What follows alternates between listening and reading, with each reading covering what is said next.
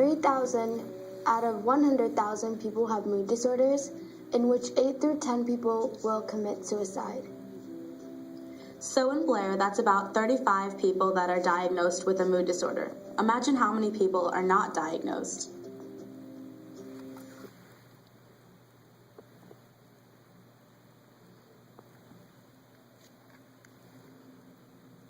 A stereotype that I feel like affects me is that when people find out that I have mood disorder and depression, is that they say something like, "Oh, but you're so happy, and that you seem like such a happy person."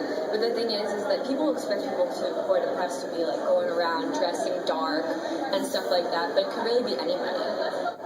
It can always affect how you think of yourself if other people perceive you a certain way, and stereotypes tend to make people think certain things about a person, which can really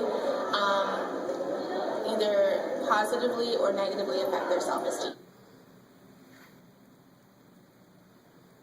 The people that help me deal with it most are my family and my therapist. She's amazing help.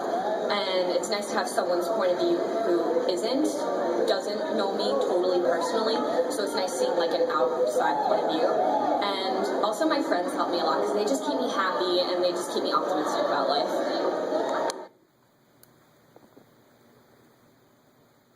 I think that it gives me more reason to defy the odds and go against the whole stigma that depression carries.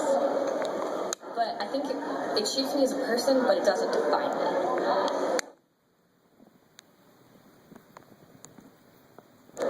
I was really tired all the time. I was always crying. No matter how much sleep I'd get, it was never enough. I was like a walking zombie everywhere. I tended to feel really angry at everything and everyone, and everything would just be a huge overreaction. So I think mostly fatigue, irritability, and then just over sadness.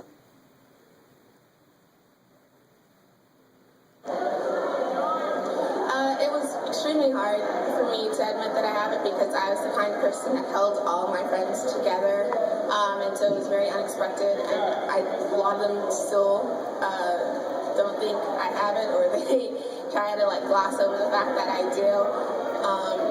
But after I was able to admit it, I think it helped me to be more cognizant of, how much stress I put myself under. In order to overcome this, I have to have days that are just for myself, so that I can really focus on myself and assess whether I'm under too much stress or not. And I also have to just know that if things are getting hectic through school, or if I'm getting a lot of work at one time, or whatever the case may be, that in order to stay calm, I have to be calm, and I can't react to my surroundings, but I have to basically just stay calm and think positively.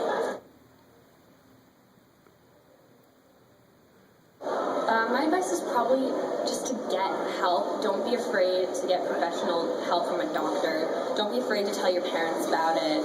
Just really, really take care of yourself, and don't let it get bigger than it is, because it will only grow if you don't take care of it. There's nothing wrong with being on medication and going to a doctor. You're still the same person. You're still a good person. You just need a little help.